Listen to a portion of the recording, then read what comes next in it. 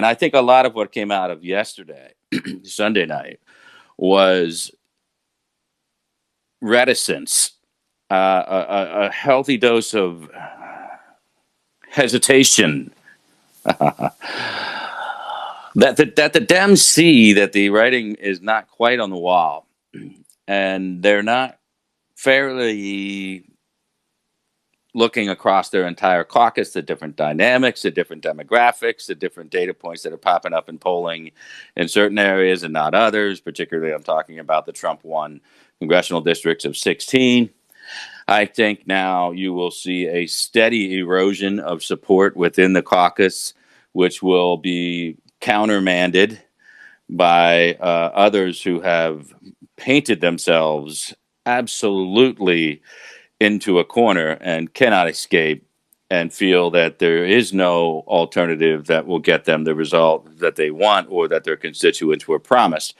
So, as I've been talking about, here's where the unseemly bragging might come out.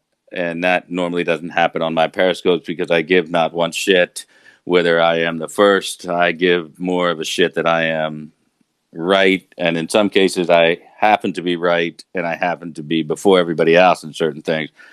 And in one of these cases here, I find it I'm pretty amused that this conversation about censure is all of a sudden popping up all over the place, where weeks ago we were talking about this, and there has only really been one successful congressional censure against the sitting president, and we're talking about Andrew Jackson here. Right? This is nothing new. This has been brought up in some cases over the years, under the Nixon cases, and certainly under Clinton, and even under George Bush. They discussed a potential censure. It never gets there because censure puts you back into a different corner than the one that you anticipated you were going to be in.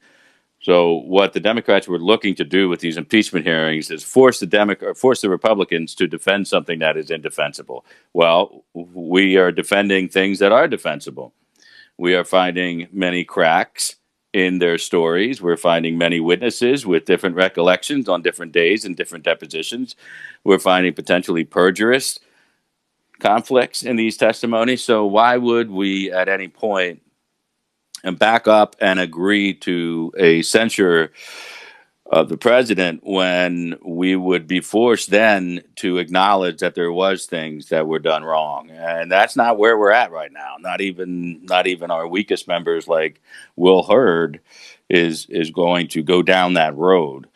So I was amused watching Adam Schiff kind of tango, and Adam Schiff is not talking about listening to his constituents. Adam Schiff is saying, maybe we'll have more witnesses. Jerry Nadler saying, I'm not quite sure how this process is going to work. We'll get the report after Thanksgiving.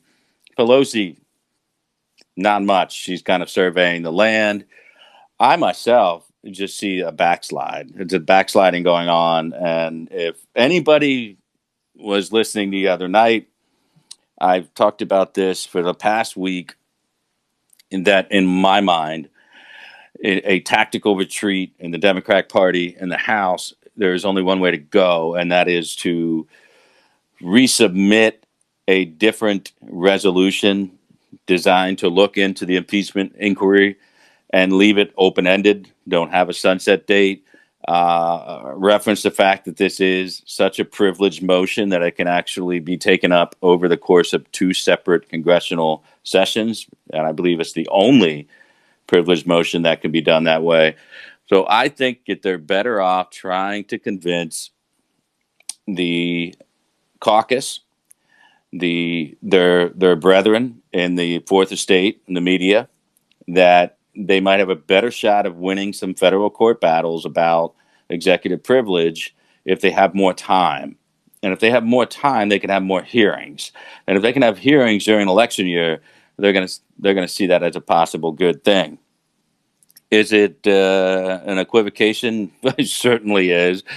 Is it another sign to the American people that the Democrats don't walk the walk, they just talk the talk, and when it gets down to do business, they just can't do it? And frankly, 2.5 years of the Mueller investigation, and you try to leverage that out for another 1.5 years of an impeachment inquiry over a Ukrainian call, quite interesting. I don't think that that's a move that is going to build up a whole lot of support within the independent voters. I think they are in the rock and hard place that we thought they were going to be in the entire time, not knowing exactly what everybody was going to say going into the shift circus. They all, to one degree or another, have accepted the fact that there's no direct issue with the president. There's no direct there's no corruption that could be, corroborated with the president being involved. So, I'm kind of amused that I'm watching this predictive model that I've been working on is kind of fleshing itself out. It's not like me to beat about my chest on that, but certainly I'm not on the wrong track. Certainly I'm moving in a more linear fashion towards the results you are seeing in Washington than others out there who are just flying around wild. And so I am not in any way dislodged from my original beliefs about where things currently stand. Thanks for watching the MAGA Coalition channel. Remember to subscribe to our channel and turn notifications on to get the best political analysis that is free of clickbait and gaslighting. Because in a world of universal deceit, telling the truth is a revolutionary act.